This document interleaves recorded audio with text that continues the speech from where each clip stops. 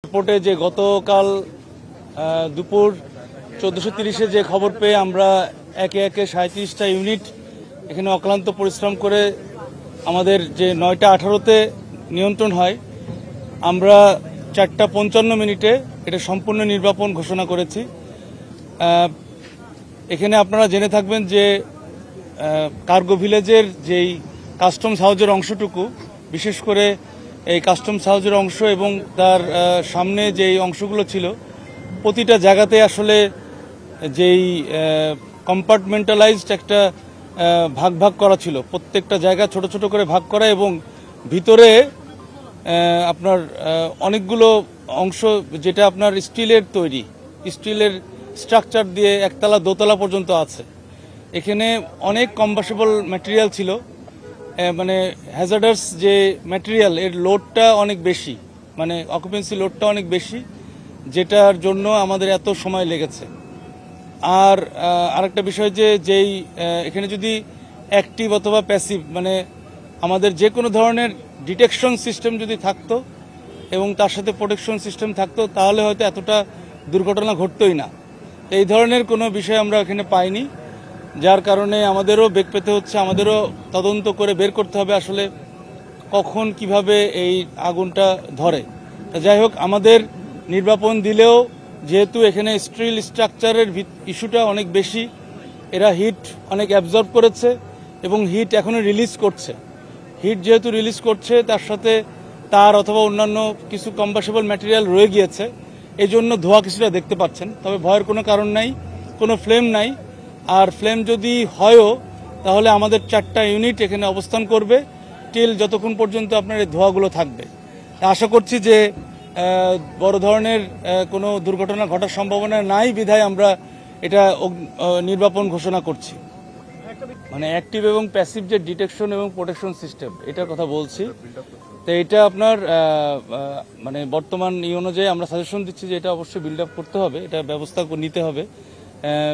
আর হচ্ছে এটা যেটা বললাম যে কেন এত সময় লাগলো, সময় লাগার কারণটা বললাম আর কি, যে ছোট ছোট ছোট ছোট কম্পার্টমেন্ট আপনারা গেলে হয়তো মানে যখন দেখবেন তখন হয়তো বুঝতে পারবেন, তদন্তর পরে জানা যাবে বিষয়টা।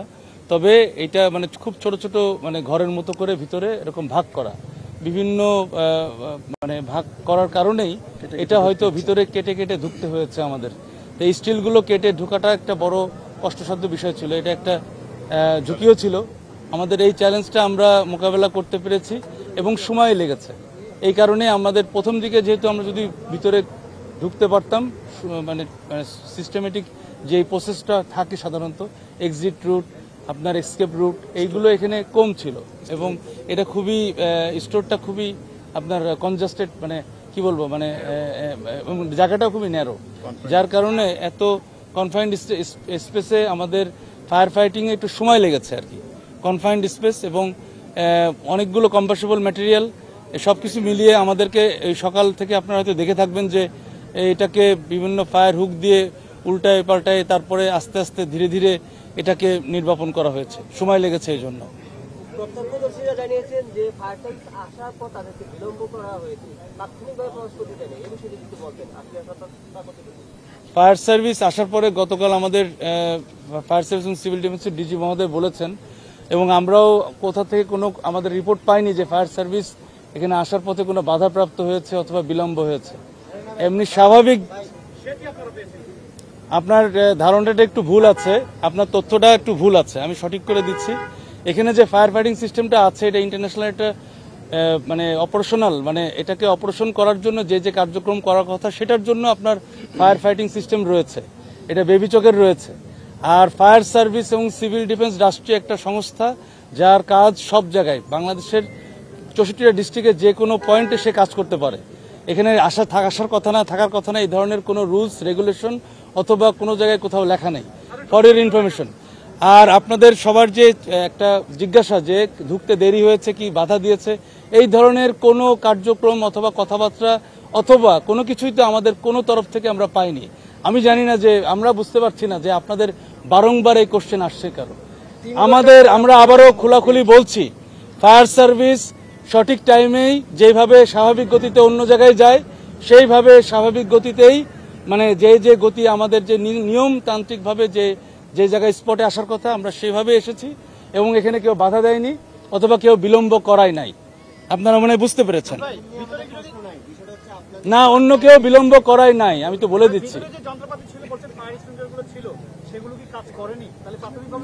এটা তদন্ত করে দেখতে হবে যে ভিতরে যেইগুলো আপনার অগ্নি নির্বাপন যেসব বিষয়াদি ছিল এগুলো কাজ করেছে কিনা, তদন্ত সাপেক্ষ তদন্ত করে দেখতে হবে কাজ করেছে কিনা। ভবনটি কি এখন স্টেবল না ঝুঁকিপূর্ণ? আর আরেকটা বিষয় ক্লিয়ার করবেন যে অগ্নিকাণ্ডের সূত্রপাত সম্পর্কে এখন পর্যন্ত কোনো কিছু জানতে পেরেছেন কিনা? সূত্রপাত কিভাবে হয়েছে এটা আমরা এখনো দেখতেছি। আমাদের অলরেডি তদন্ত কমিটি গঠন হয়েছে।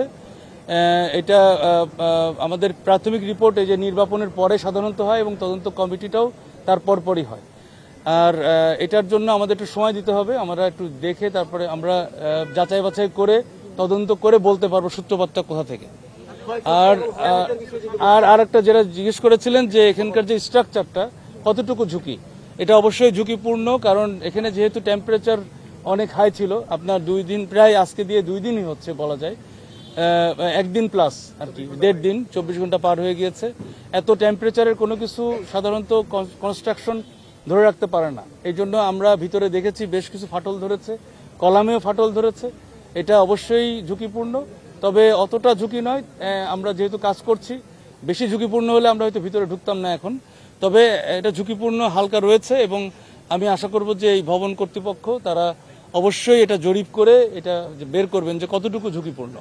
এটা কিছুটা কম, কারণ এখানে যেটা হয়েছে কেমিক্যাল বলতে যেটা আমরা বুঝি, মানে এটা কেমিক্যাল এজেন্ট তৈরি হয়েছে, মানে পুরার পরে আবার বাই প্রোডাক্ট আরেকটা এজেন্ট তৈরি হয়েছে। এইভাবে কিছু কেমিক্যালের অস্তিত্ব থাকতে পারে, কারণ এখানে যেই ওষুধ রয়েছে, এখানে বিভিন্ন প্রোডাক্ট রয়েছে যেগুলো বাই প্রোডাক্ট পরবর্তীতে কেমিক্যাল এজেন্টে পরিণত হয়েছে। সুতরাং কিছুটা পরিবেশের ক্ষতি তো অবশ্যই থাকে, তবে এতটা নয় যে আমরা নিঃশ্বাস নিতে পাচ্ছি না অথবা বাতাসে আমরা চেক করে আমরা যতটুকু বুঝি যে আমাদের মিরপুরের যে এরকম কেমিক্যাল গোডাউনের যে ঘটনা, এটার সাথে এটা অতটা ওরকম কেমিক্যালের তেজস্ক্রিয়তা অতটা নেই এখানে। এটা অনেকটাই পুড়ে গিয়েছে, তো এখন আমাদেরকে আলাদা করে দেখতে হবে, কারণ ছোট বড় বিভিন্ন রকমের ফায়ার সিস্টেম থাকতে পারে।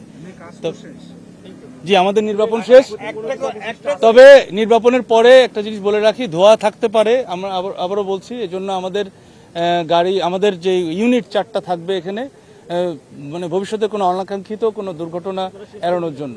জি, এখন নির্বাপন ঘোষণা করা হয়েছে 4:55। ধন্যবাদ সবাইকে।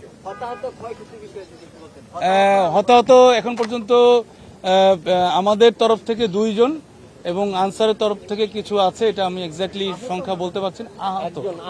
আহত এটা অল্প আহত, না না না, আহত অল্প, মানে এই 2 জন আর ওই আনসারের কয়েকজন আছে। তবে সিগনিফিকেন্ট কোনো দুর্ঘটনা ঘটে নাই, এখন পর্যন্ত আমাদের কেউ বলেও নাই। আর এই থ্যাংক ইউ।